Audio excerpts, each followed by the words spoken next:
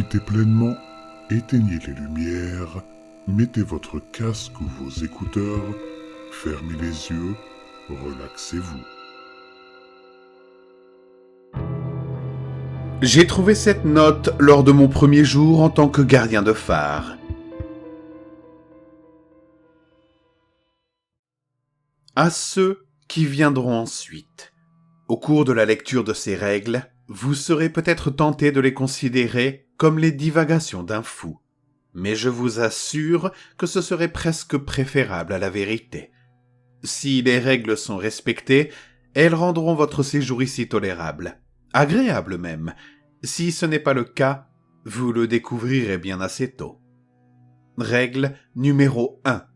Toujours garder la lumière allumée, à tout prix. Cela devrait être évident, mais vous seriez surpris. Si la lumière faiblit, ne serait-ce qu'une seconde, vous le sentirez. Le déplacement de l'air, le poids qui vous pèse sur les côtes. Vous pourriez même entendre les choses dans l'obscurité s'agiter et tirer des membres qu'elles n'étaient pas censées avoir. Elles détestent la lumière, elles lui en veulent. Gardez-la allumée, ou vous découvrirez ce que c'est que d'être avalé tout entier. Règle numéro 2. La nourriture est fournie. Les livraisons se font dans les boîtes en bois tous les lundis et les jeudis. La première fois que j'ai eu assez faim pour manger ce qui était livré un mardi, j'ai perdu connaissance. Lorsque je me suis réveillé, mes mains étaient poisseuses de quelque chose de sombre, et les murs avaient des rayures qui ressemblaient terriblement à des marques de pointage. Les récipients en métal sont sûrs. Mangez d'abord ce qu'il y a dedans. Ils s'en aperçoivent si vous ne le faites pas. Une fois, j'ai oublié de manger pendant 1 jour ou 2. Le lendemain matin, la boîte métallique était ouverte avant que je la touche et quelque chose avait mangé pour moi. Règle numéro 3. Ne laissez entrer personne dans le phare si son nom ne figure pas sur la liste qui se trouve près de la porte. Vérifiez la liste tous les jours. Les noms changent parfois. Si un nom disparaît, faites comme s'il n'avait jamais existé. Faites comme s'il n'avait jamais été là. Faites-moi confiance. Aussi, certains visiteurs peuvent faire une offrande ou demander de l'aide. Ceux-là sont particulièrement dangereux. Ne les reconnaissez même pas. Les pires sont ceux qui ressemblent à des gens que vous connaissez. Ils frappent avec des doigts trop longs, appellent avec des voix qui heurtent vos souvenirs.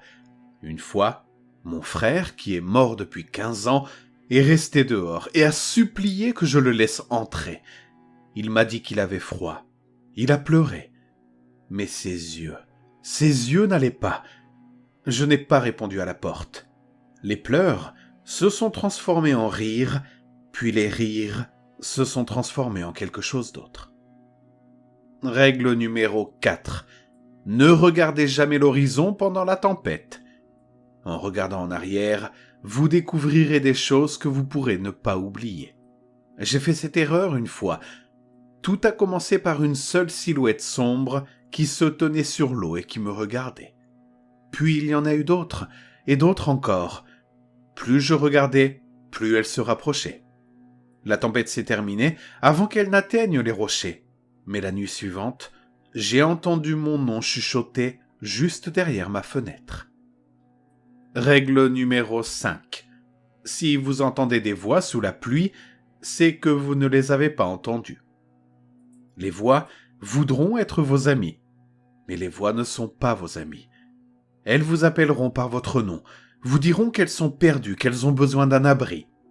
Une fois, j'ai failli répondre. J'ai entrouvert la porte et l'air est devenu aigre. J'ai eu mal aux dents. La voix à l'extérieur a cessé de faire semblant. Elle a gloussé. Règle numéro 6. Assurez-vous que le temps est le même pour toutes les fenêtres. Si la fenêtre de la porte principale est ensoleillée, vous avez 73 secondes pour vous rendre à la cave. Verrouillez-la bien. Ne sortez pas tant que les hurlements n'ont pas cessé.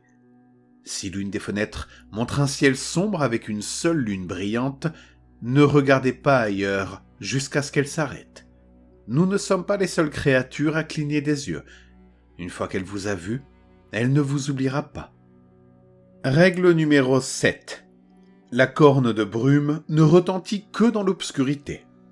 Si vous l'entendez par temps clair, cachez-vous. Immédiatement. Elle sonnera 3 fois en succession rapide lorsqu'il sera possible de sortir. Si vous entendez 3 longs sons à la suite, c'est que vous n'avez pas été assez rapide. Je n'ai aucune idée de ce qui arrive à ceux qui ne sont pas assez rapides. Je sais juste que je ne les entends jamais crier. Règle numéro 8. Ne montez pas les escaliers après minuit, sauf en cas d'absolue nécessité. Si vous devez le faire, comptez chaque marche. Il y a exactement 241 marches. Si vous arrivez en haut et que le nombre est différent, fermez les yeux. Ouvrez la porte, faites 3 pas en avant, puis attendez. Ne bougez pas tant que la respiration derrière vous ne s'arrête pas. Restez aussi longtemps qu'il le faut. Une fois, j'ai compté 242 marches. L'air est devenu épais, humide, comme si quelque chose respirait contre ma peau. J'ai suivi la règle, j'ai attendu. Je ne sais pas combien de temps. Quand la respiration s'est arrêtée, j'ai ouvert les yeux. La cage d'escalier était couverte d'empreintes de mains. Certaines étaient les miennes, d'autres non. Règle numéro 9. Si la lumière s'éteint, ignorez toutes les autres règles. Vous aurez exactement 5 minutes et 43 secondes pour la rallumer avant qu'ils arrivent.